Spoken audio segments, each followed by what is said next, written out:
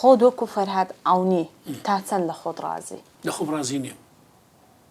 دوای ئەو هەموو کار و ئیش و ئێستا تەمەنم دەبتە 79 ساڵم. لە ساڵی 60ەوە 40 ساڵ لەوێ 25 ساڵ خەریکی کاری سیاسی و ڕێکخراوی و ڕۆژنامە ڕاگەیاندیم بوومە.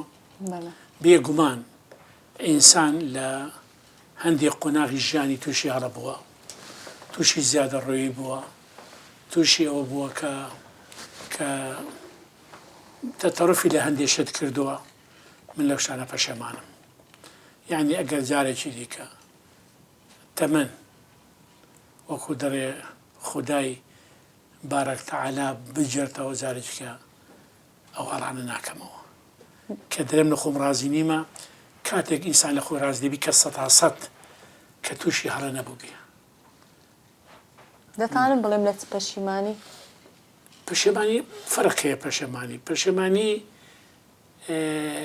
لەگەڵ ڕازیبوون دووشتی جیاوازە. من جارێ جوابی ڕازیبوونەکە دەدەمەوە دەرم من لە خۆم ڕازی نیمە لەبەرەوەی وەکو گوتم نەدەبا ئەوم بکردبایە، نەدەبا ئەوە وابایە، نەدەبایە ئەوەندە تۆندڕە و باومە. مەسەلەن هەندێک جار لە زانکۆ بە شێوەیەک بووین، یعنی کە کورداتیبان دەکرد زۆر جار یعنی معەڕەز بۆی بووین کە بگیرین مەسەلەن خوێندنی سەریشمان تێدا بچی. خۆی دەبێت سیاست بە عەقڵانە بکرێ، یعنی بەحەقەت یعنی نابێ ئینسان مراهق بێ لە سیاست. مراهقە لە سیاست کارێکی زۆر خراپە. دەبێ ئێمە خەڵکانی خۆمان وا فێر بکەین، چ منداڵ، چ ڕەفیق، چ نەوەکانمان، چ ئەگەر لە بواری حیزب و ڕێکخراویش کار بکەی خەڵکانێک بەهێمنی ئیشێ بکەن، تەتەڕوفیان نەبێ. چونکە تەتەڕۆف بتەوێ نەتەوێ وەکو ئوشۆ دەڕێ دەتباتە کەناری ڕووبارێک کە مەلەی نازانی تێدا بکەی، دەتخەنچێنی. یعنی پەشێمانی ئەمە پرسیارێکی زۆر قورسە.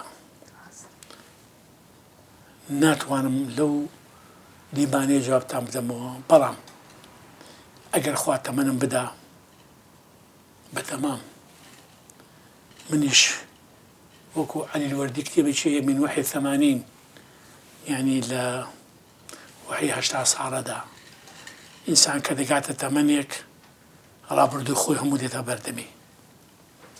یعنی پێش ئەوەی بچێ حوزوری خوددا خۆت دەزانی چت کردووە، لەکوێ غەڵەتت کردووە، لەکوێ زیاد ڕۆیشتی، لەکوێ زیادە مەسرەفت کردووە، تعەدات لە خێزانی خۆت کردووە، کوڕی خۆت ئەزیەت داوە، برادری خۆت عاجز کردووە. ئەگەر تەمەنم بۆ بدا بەتەمام شتێک لە سەروبەندی 80 ساڵیمدا شتێک بنووسم. ئینشاڵڵا خوای گەورە تەمەن بدا و لە شفاغی تەندروست بێ ئینشاڵڵا.